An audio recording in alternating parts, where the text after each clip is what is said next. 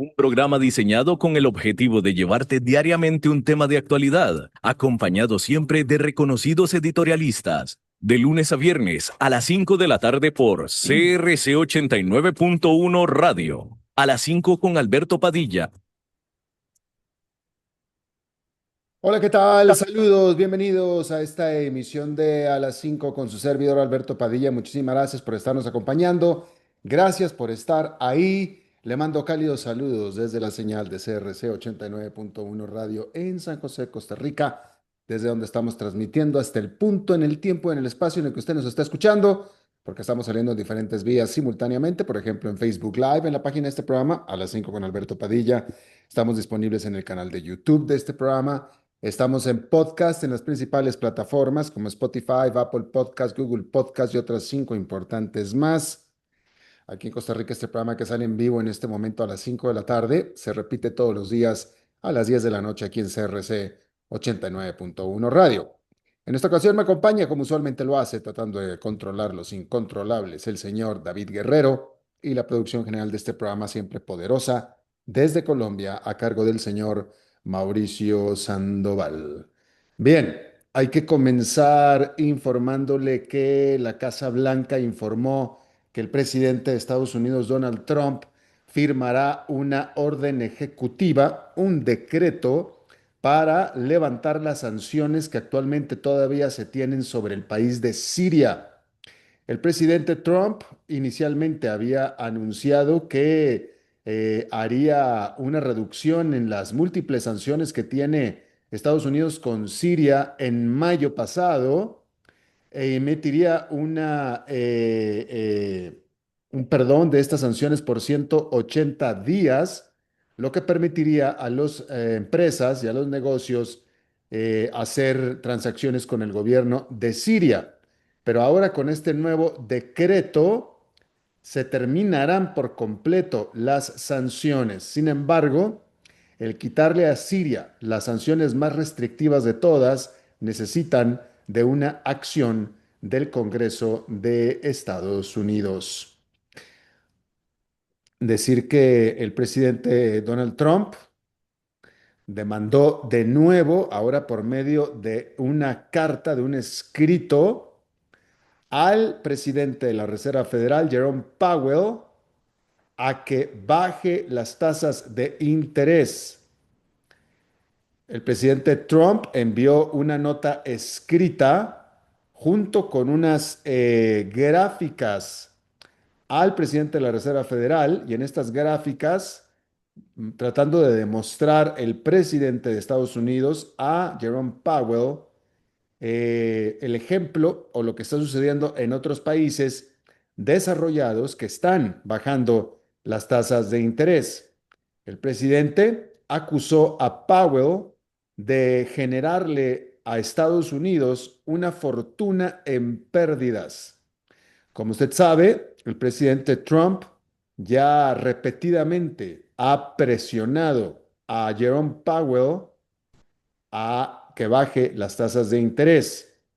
El término como presidente de la Reserva Federal de Jerome Powell termina el próximo año y ya Trump también le ha pedido que renuncie. Decir que, eh, bueno, me parece a mí, digo, me parece claro que no, Estados Unidos no puede, lo que está sucediendo en la economía de Estados Unidos no puede compararse con lo que está sucediendo en la economía de Europa, porque concretamente lo que está haciendo Donald Trump es comparar la economía de Europa con la compañía con la economía de Estados Unidos, aunque también en Canadá por una razón muy sencilla, es que es una razón muy, muy sencilla y está en los datos. Em, la economía de Estados Unidos nunca dejó de estar acelerada de la manera que sí dejó de estar acelerada, por no decir que casi entró en recesión, la economía de la Unión Europea, es decir, todas las economías grandes de Europa. Entonces, efectivamente, el Banco Central Europeo y los bancos centrales de los países europeos han podido comenzar a bajar tasas para tratar de impulsar su economía, precisamente porque su economía ha estado alicaída. No ha sido el caso de la economía de Estados Unidos. La economía de Estados Unidos, la inflación en las economías de Europa y también en Canadá cayó, se desplomó de la mano de la actividad económica. En Estados Unidos la actividad económica nunca se cayó y por tanto la inflación, que sí disminuyó, nunca se acercó al nivel de 2% que es el objetivo del Banco Central. En Europa sí. Entonces, son dos historias de dos economías totalmente diferentes. Entonces, comparar lo que están haciendo los bancos centrales o lo que necesitaron hacer los bancos centrales de Europa con lo que tuvo que hacer el Banco Central de Estados Unidos no tiene ningún mérito. Y francamente, el presidente Donald Trump está mezclando peras con manzanas, francamente. Entonces, Donald Trump no es que sea economista ni experto en economía. Él lo que quiere es una economía que crezca, vigorosa. Y él sabe que si las bajas, que si las tasas, que si la Reserva Federal baja tasas de interés, eso le inyectaría un impulso a la economía para su ganancia política. Pero la Reserva Federal, esta Reserva Federal al menos, no se siente todavía cómoda con el nivel de inflación, la cual no baja todo lo rápido que todo el mundo quisiera porque no baja la actividad económica y por eso no baja las tasas de interés porque tiene miedo de que si baja las tasas de interés va a precisamente inyectar un soplo de actividad económica que pudiera hacer saltar a la inflación. Entonces, estoy tratando de resumir el por qué Jerome Powell tiene un punto válido y está siendo cauto. Y Donald Trump simplemente está siendo político. Eso es lo que está haciendo. Y no es la primera vez en la historia del mundo, pero ciertamente no es la primera vez en Estados Unidos, que un presidente ataca las decisiones de el presidente de la Reserva Federal, las cuales son autónomas e independientes. No es la primera vez. Así es que ahí lo tiene usted. Por cierto, por cierto, en Alemania la inflación bajó a su nivel de 2% durante junio, así inesperadamente alcanzando el objetivo del Banco Central Europeo de 2%. Este martes, la zona europea, toda la zona europea o toda la zona euro, va a liberar sus cifras de inflación, pero esto será hasta el martes. Mientras tanto, en la primera revisión de su estrategia de política monetaria desde el 2021, el Banco Central Europeo advirtió de un aumento en la incertidumbre y volatilidad del ambiente inflacionario.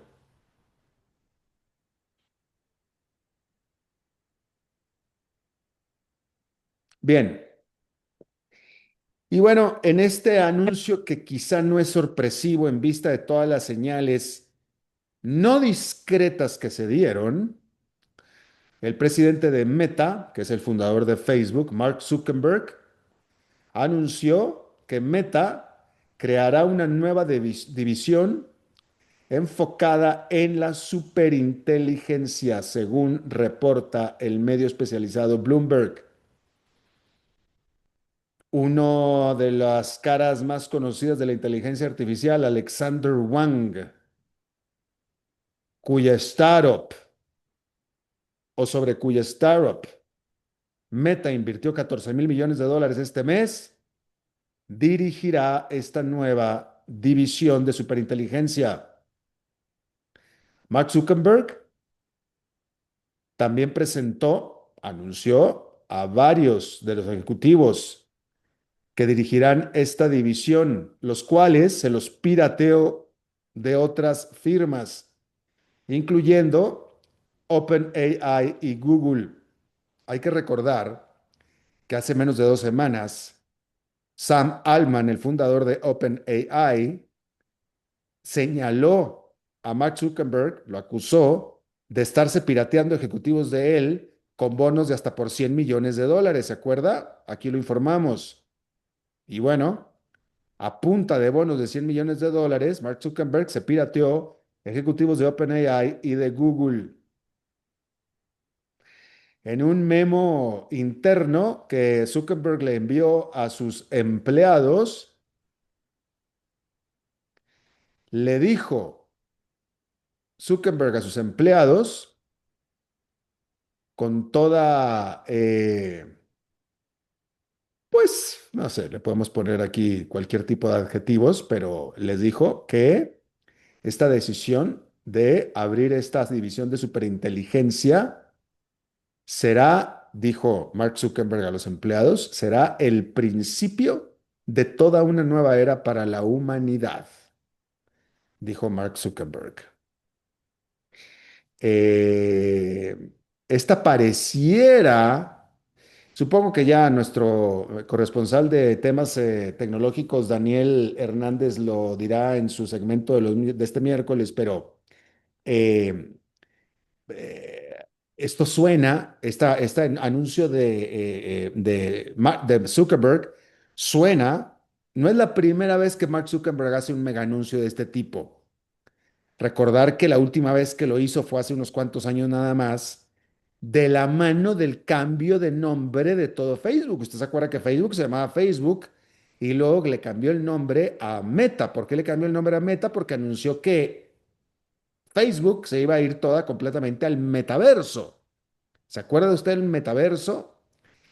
Y hizo declaraciones grandilocuentes parecidas a estas en aquel entonces, en este famoso metaverso que yo en lo personal nunca logré entender, pero no fui el único. Y que después, al poco tiempo, se desdibujó por más de miles de millones de dólares que le invirtió Mark Zuckerberg al metaverso, el cual nunca se concretó. Y hoy en día, a tan solo unos 4 años no más que eso, lo único que quedó del metaverso que presentó con bombo y platillo y toda fanfarria Zuckerberg, lo único que permanece es el nombre de Meta de Facebook. Nada más, todo lo demás, adiós, se olvidó por completo. Lo dejó de lado y ahora está haciendo un anuncio similar, pero ahora por el lado de la superinteligencia, que no es otra cosa más que la inteligencia artificial. Pareciera que ahora sí está metiéndose en algo que ya el resto de la gente puede relacionarse, puede digerir. Porque el metaverso, al final ni él mismo lo pudo digerir tampoco. Y ahora sí está poniéndole no solamente la plata, como la puso en el metaverso, sino está metiendo gente que sabe lo que está haciendo, que conoce lo que está haciendo. Bien, el ministro de Relaciones Exteriores de Rusia llamó a consultas al embajador de Azerbaiyán en Moscú sobre las acciones no amistosas del gobierno de Azerbaiyán. Decir que las tensiones entre ambos países, las cuales llevan siendo pobres desde el final del año pasado, recientemente han escalado porque el gobierno de Azerbaiyán canceló varios eventos culturales rusos en su país después de que acusó a Rusia de la muerte extrajudicial de dos hombres azerbaiyanos en la ciudad rusa de Yekaterinburg. Y bueno, ahí lo tiene usted. Bien, se informa que el Partido Comunista China por primera vez sobrepasó los 100 millones de miembros. Y esto es todo un hito, porque primero que nada, el crecimiento de la membresía del Partido Comunista Chino ha estado disminuyendo en los años recientes con el presidente de China, Xi Jinping, de hecho, sacando miembros del Partido Comunista que no han mostrado el espíritu revolucionario requerido para ser miembro del Partido Comunista Chino. Y entonces, pues eso mismo ha desanimado a a muchos otros candidatos que estarían pensando adherirse al partido y que mejor dijeran, pues mejor no. ¿Sí? ¿Qué es lo que sucede? ¿Por qué alguien quiere pertenecer al Partido Comunista Chino? Bueno, porque en China, ser miembro del Partido Comunista Chino es considerado por muchos como un beneficio añadido y es más fácil encontrar trabajo y buenos salarios, dinero, oportunidades si uno es miembro del Partido Comunista Chino. Ahora, no es fácil, no vaya usted a creer que es fácil pertenecer al Partido Comunista Chino. Con todo y que con todo y que tiene ya 100 millones de miembros, es un club muy exclusivo para entrar. ¿Qué tan exclusivo para entrar? Bueno, pues nada más decirle que el mismísimo Xi Jinping logró adherirse al Partido Popular Chino hasta el 10º intento. Lo intentó 9 veces y 9 veces lo batearon, no lo aceptaron. En el 10º finalmente lo aceptaron. Así de difícil es ser miembro del Partido Comunista Chino. Así es que ahí lo tiene usted. Por cierto, vamos a quedarnos en China para mencionar que claramente este año, lo que va de este año, ha sido mejor para la economía china que lo que cualquiera estaba previendo ciertamente cuando inició este año, definitivamente cuando inició este año. Y de hecho, mes a mes de este año, la economía china ha reaccionado mucho mejor de lo que todo el mundo pronosticaba, incluso en su contabilidad mensual.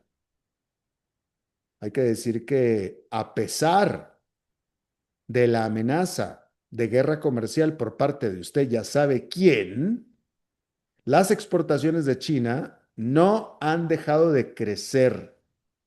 Y a pesar de que hay una baja confianza del consumidor, las ventas comerciales han estado subiendo gracias sobre todo a un festival de venta en línea y a los subsidios gubernamentales a los consumidores para que estos cambien sus electrodomésticos viejos por nuevos. Hay que decir que esta semana el banco estadounidense Citigroup aumentó o ajustó al alza su perspectiva de crecimiento para China para este año del 4,2% que apenas en abril estaba pronosticando al 5% ahora, que no está mal. Decir que los indicadores de gerentes de compra que se liberaron este lunes por parte del Buró de Estadísticas chino confirmó esta estabilidad, registrando una mejoría pequeña entre mayo y junio. Sin embargo, por supuesto que las preocupaciones permanecen sobre la segunda economía más grande del mundo, especialmente porque el mercado de los bienes raíces todavía permanece muy frágil y permanecen las presiones deflacionarias. Decir que el crecimiento continuo chino también pudiera eh, confundir a los hacedores de política económica del país y hacer que estos contengan un mayor estímulo fiscal que necesita la economía china todavía. Necesita de un mayor estímulo fiscal y el gobierno chino se ha visto muy tímido en aplicarlo. ¿Sí? Decir que efectivamente la economía china comenzó el año bien, pero sin embargo, si los líderes chinos se toman mucho tiempo y se reconfortan en el hecho de que efectivamente la economía está comportándose mejor de lo que estaban esperando, no estamos hablando de solidez económica, ¿eh? No estamos hablando de un crecimiento sostenido y sólido, no. Estamos hablando de un mejor desempeño del esperado, que esa es la gran diferencia. Y eso es lo que está señalándose aquí. Entonces, lo que se está aquí queriendo, o lo que se está señalando, es que los hacedores de política económica de China no se duerman en sus laureles, porque todavía estando en julio, pudiera suceder que con todo y que comenzó el año bien la economía china, no lo termine bien. Y eso es lo que están advirtiendo los observadores. Bien,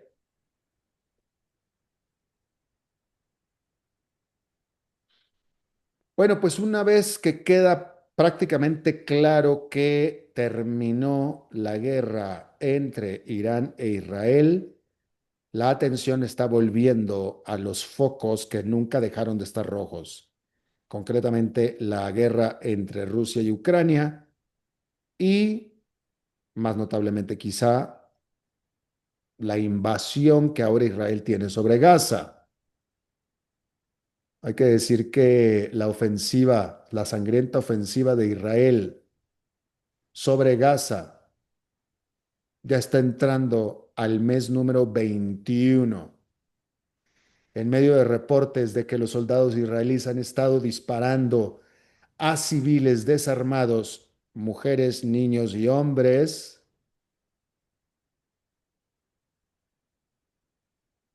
que lo único que han estado haciendo es fila para que le den un alimento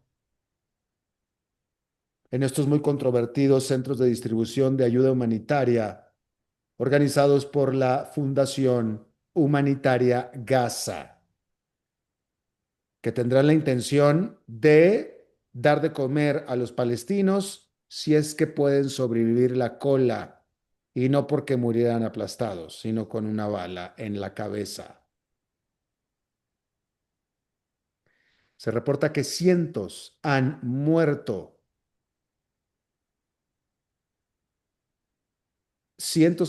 haciendo esta cola que yo le estoy mencionando, cientos.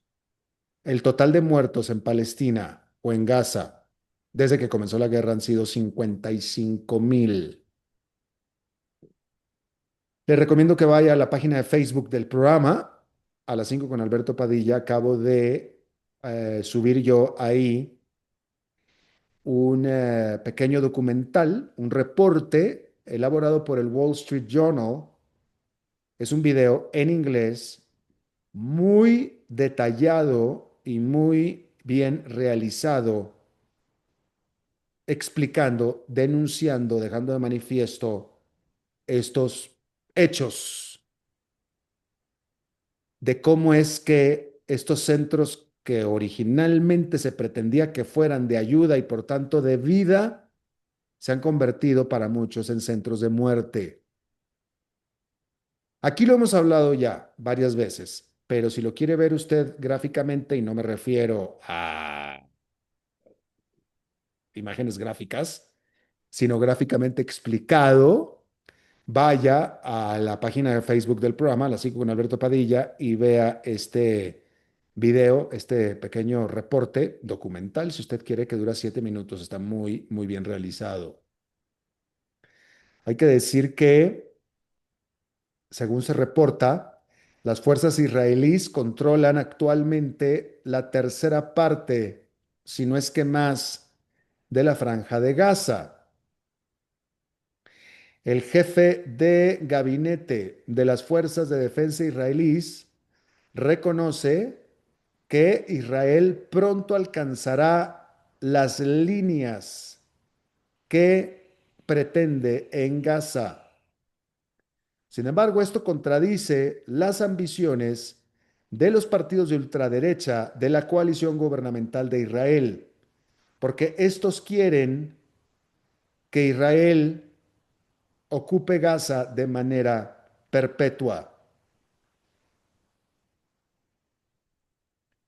hay que decir que mientras que por lo tanto la verdadera intención y qué es lo que va a hacer Israel al final no es muy claro, puesto que dentro del gobierno de Israel hay grupos importantes de esta coalición que quieren cosas diferentes, decir que Hamas, que es el grupo que controla o que gobierna a la población de Gaza, todavía se rehúsa a considerar una tregua de 60 días. Y por supuesto ahora el presidente Donald Trump ha estado tratando de influir. En su canal de redes sociales, Donald Trump demandó en letras mayúsculas: hagan un acuerdo en Gaza y regresen los rehenes, dijo Donald Trump. Hay que decir que Trump tuvo éxito imponiendo ceses al fuego entre Irán e Israel, pero Gaza parece que es un poco más difícil para él hasta ahora. Eh, y de nuevo, no ayuda en nada el hecho de la composición de los grupos de interés que dominan al primer ministro Benjamin Netanyahu en este momento.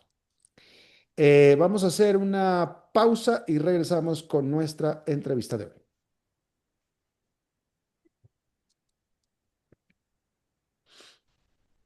Volvemos a las 5 con Alberto Padilla.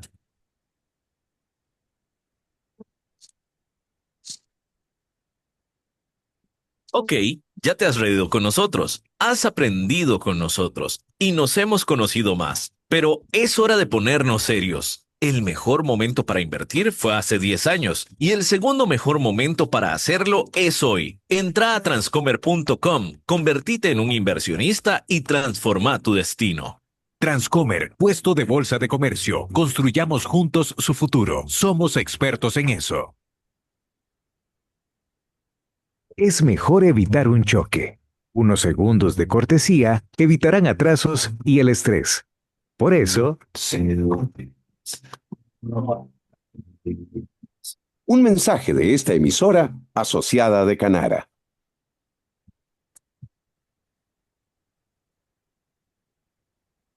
Seguimos escuchando a las 5 con Alberto Padilla.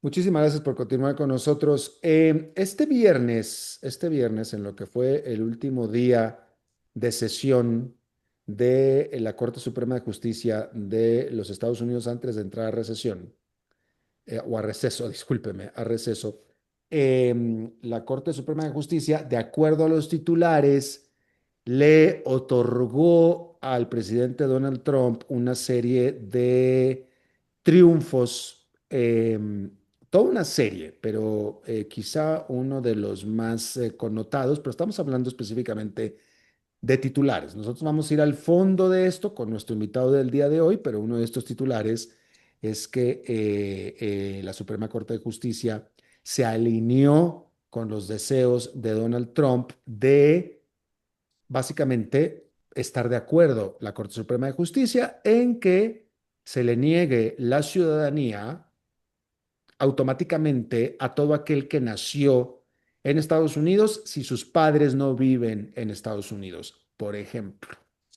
Eso fue la nota del viernes. Hoy lunes, nada más para que vea usted la progresión de este asunto, hoy lunes está informando que el Departamento de Justicia, el cual trabaja para el presidente de Estados Unidos, emitió una directiva para quitarle la ciudadanía estadounidense a aquellos hoy ciudadanos, pero que fueron naturalizados si acaso cometieron cierto tipo de ofensas criminales.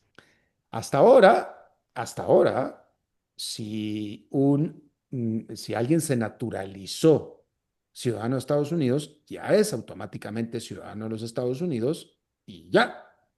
No existe castigo, manera, ofensa para que le quiten a usted la ciudadanía que ya se ganó, que ya se la dieron. Bueno, este gobierno está haciendo excepciones, está diciendo, no, si a alguien que se le dio la naturalización y es ciudadano y cometió cierto tipo de crímenes, que se le quite lo que se le dio. Si yo se lo di, yo se lo puedo quitar, por ejemplo. Pero eso es el día de hoy. Vamos a hablar concretamente de lo que pasó el viernes. Está con nosotros Hugo Aca.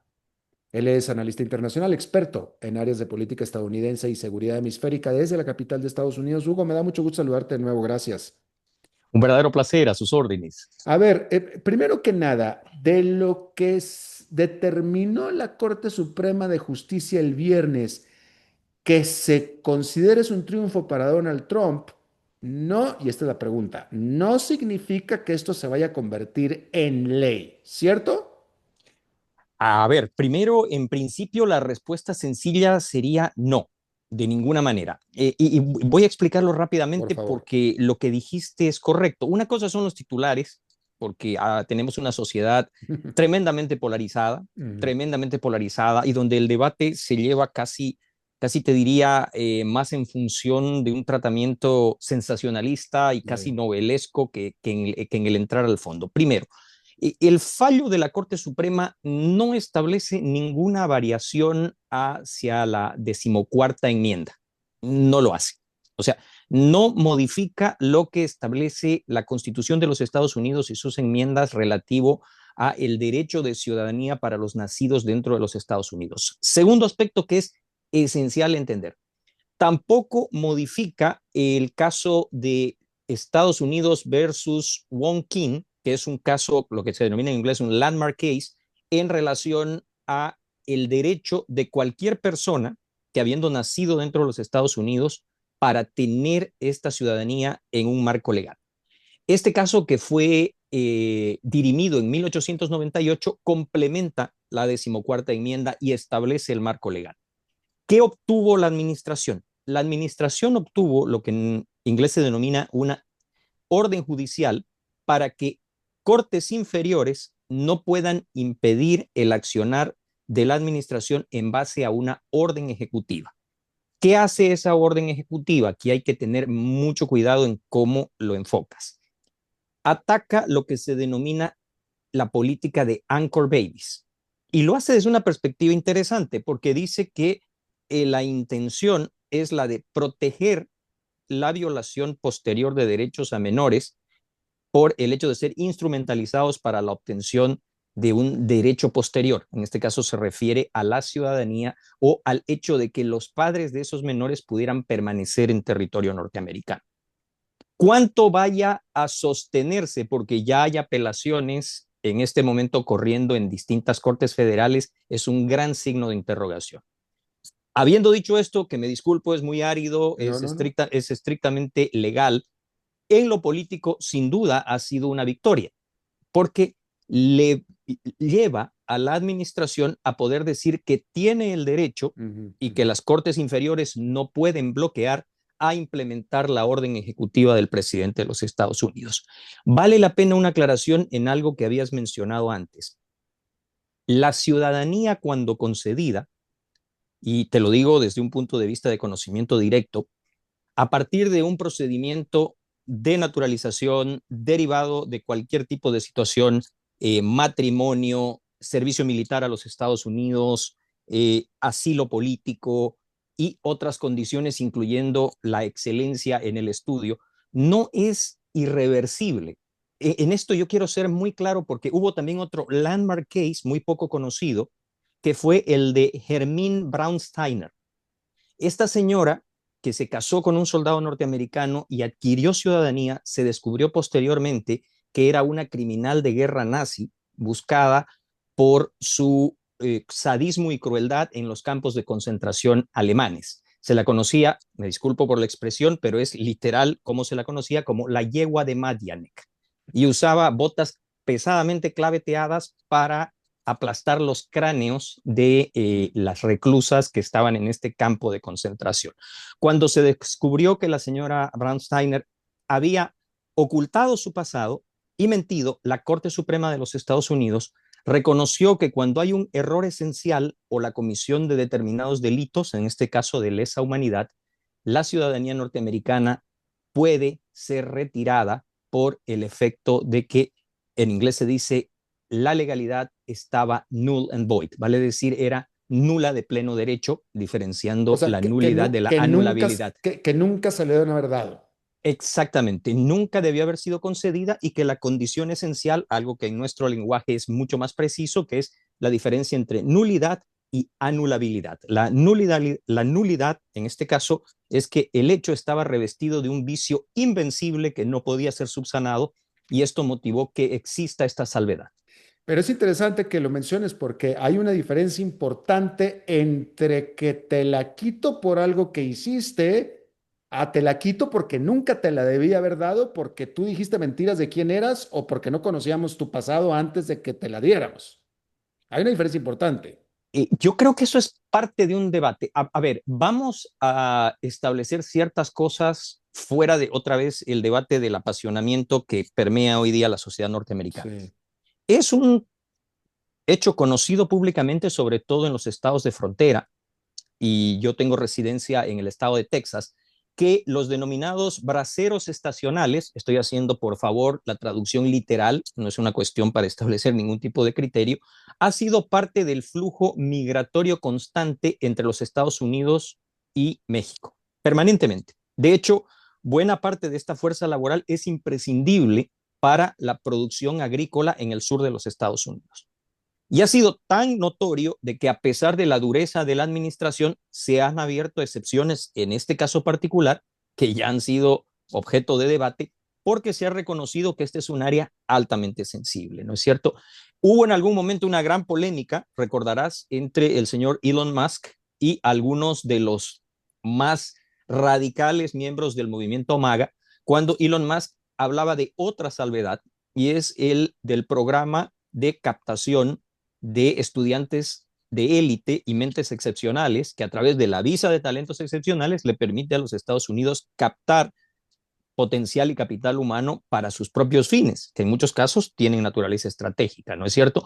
Entonces, es un debate que todavía tendrá mucho por delante, muchísimo por delante. Si después, a partir de esto, aquí ya estoy entrando en el marco de la especulación, a partir de este fallo, se avanzará en el tema y se dirá, esto es un ejemplo, por favor, es solo una hipótesis, de que los hijos de padres indocumentados tendrían que tener una salvedad. Bueno, primero habría que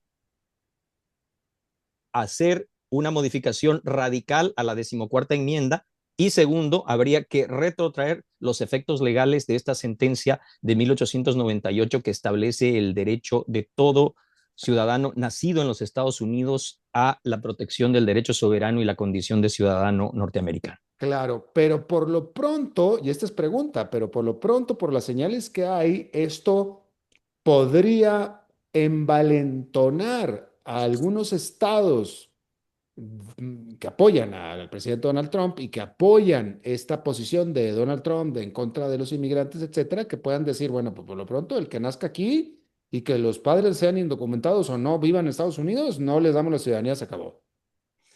Bueno, tú sabes muy bien de que hay un debate todavía subyacente que viene desde la fundación misma de este país, que llevó a este país a una guerra civil, porque más allá del hecho fundamental, central, neurálgico de la esclavitud, una parte de las causas subyacentes de la guerra civil en los Estados Unidos fue justamente esta pugna entre el derecho del Estado central, federal, y los derechos inmanentes de los estados. Algunos estados, vuelvo a repetir, como residente del estado de Texas, retienen ciertas condiciones muy interesantes por la manera en la cual se incorporaron a la Unión y sus gobernadores retienen determinadas facultades. Recordarás que muy recientemente, a raíz de los disturbios en Los Ángeles, también la administración obtuvo una victoria legal cuando el Poder Judicial le dijo al gobernador Newsom, no, el presidente de los Estados Unidos tiene el derecho de llamar para sí el comando de la Guardia Nacional y puede emitir determinadas órdenes para reforzar las capacidades de las agencias policiales en el estado donde sea preciso. Por cierto, esto también está en curso de apelación, pero te habla de cuán complejo es el sistema y cuán aún no definido es el marco de las relaciones entre el Estado federal y los estados. Puede darse, sin duda. Yo quiero recordarte que, por ejemplo, nuevamente en el estado de Texas, el actual gobernador Abbott, mucho antes que lo haga el presidente de los Estados Unidos el 20 de enero de este año, me refiero a la definición de organizaciones criminales que pudieran ser definidos como terroristas, Abbott, más de un año antes, tomó una determinación similar, que quiero recordarte que en ese momento el gobierno federal la apeló en contra del estado de Texas, porque el estado de Texas empezó a implementar determinadas medidas de seguridad fronteriza que la administración del entonces presidente Joe Biden juzgó excesivas. Así que es una dinámica muy interesante. Cuando puso las barreras en el río y todo eso. Exactamente. Una pregunta, estas decisiones o algunas decisiones que se dieron el viernes en la Suprema Corte de Justicia quedaron exactamente en la línea ideológica 6 por 3. 3 magistrados son de ideología liberal, 6 son conservadores, que es alineado con el actual gobierno de los Estados Unidos. ¿Tú consideras a este actual Corte de Suprema de Justicia más politizada de lo que normalmente históricamente se ha visto?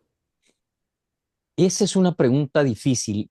¿Por qué es una pregunta difícil? A la luz del resultado, y me refiero a la economía jurídica y la cantidad de los fallos, te diré que han habido más decisiones que han ocasionado polémica del lado conservador, que esperaban que estos 6 jueces fallaran casi de manera militante y más bien se han alineado con sus colegas, vamos a llamarlos en la jerga norteamericana, más liberales, han apoyado bastantes decisiones que han ocasionado, vamos a llamar así, irritación en las filas otra vez de la parte más radical del movimiento MAGA. Sin embargo, se pudiera argumentar de que en determinados casos muy específicos, y ya te cité 2 de ellos, uno con relación al tema de la cuestión de las facultades del presidente de los Estados Unidos y su poder para el despliegue de la Guardia Nacional, y el otro, que ha de alguna manera proveído un capital político de éxito a la administración en función a la orden ejecutiva que limita los derechos adquiridos por nacimiento, te pudiera dar esa impresión. Si esto te habla de un accionar selectivo, resta por verse. Resta por verse porque, como tú sabes, el periodo de los jueces sobrepasa y por mucho, en la sabiduría de la economía constitucional norteamericana, el de las administraciones gubernamentales. Tú cambias más rápido al legislativo, cambias más rápidamente al ejecutivo de lo que haces al poder judicial, que tiene una estabilidad.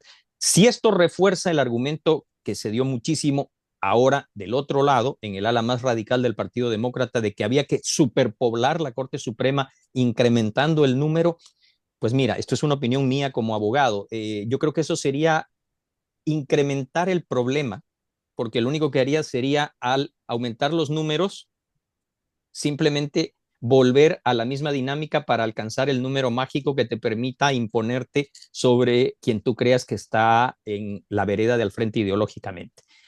Creo que hay que hacer un seguimiento claro y apartarnos del titular, porque yo quiero ser muy preciso sobre esto.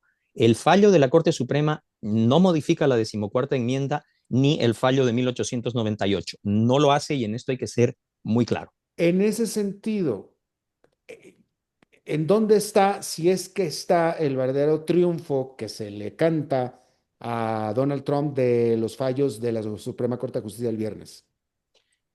Voy a volver de nuevo a lo que puedo apoyar numéricamente antes que en la percepción. Si vamos a hablar de deportaciones, porque en esto también hay que ser muy claro, en este momento, Donald Trump, a la fecha, y comparado, por ejemplo, ya que había yo hablado del señor Barack Hussein Obama, ha deportado menos residentes ilegales. En esto también hay que abandonar la cuestión de la retórica de lo partidario, ¿no es cierto?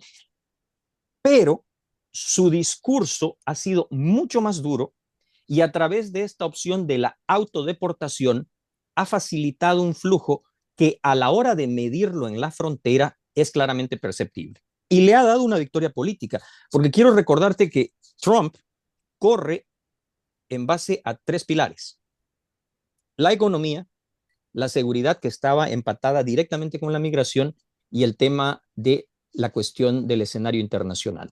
En los tres escenarios, hoy día él puede decir, aquí tengo pruebas fehacientes de que estoy teniendo una buena gestión.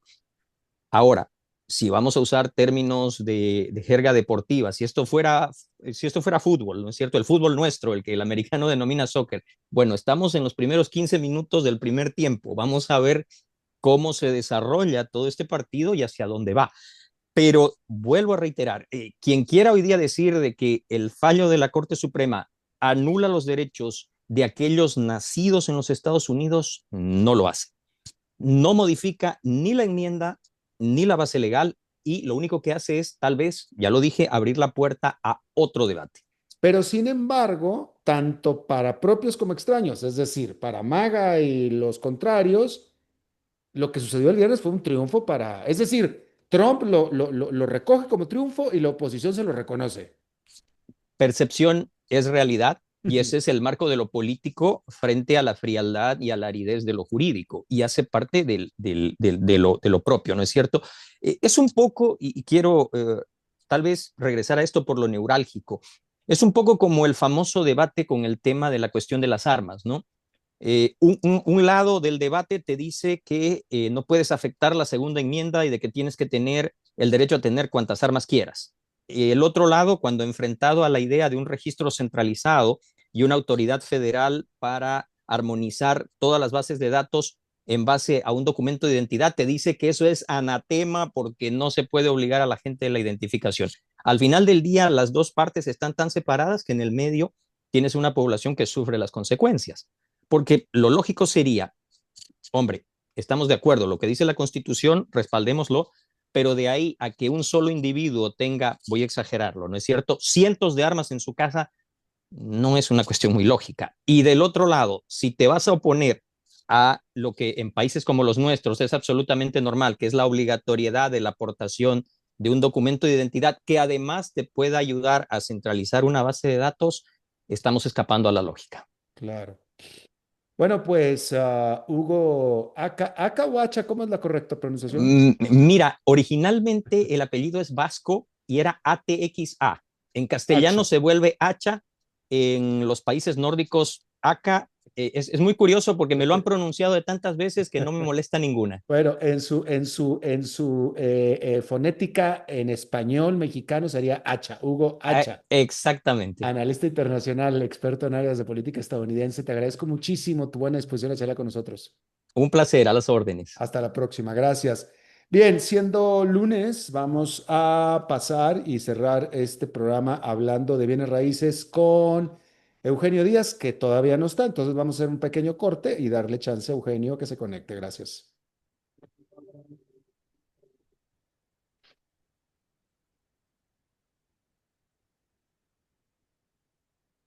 Volvemos a las 5 con Alberto Padilla.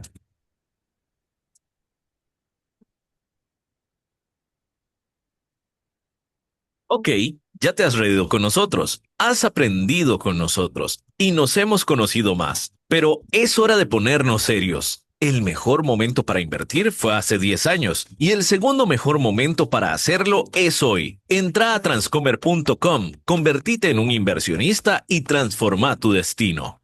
Transcomer, puesto de bolsa de comercio. Construyamos juntos su futuro. Somos expertos en eso. Es mejor evitar un choque. Unos segundos de cortesía evitarán atrasos y el estrés. Por eso, Un mensaje de esta emisora asociada de Canara.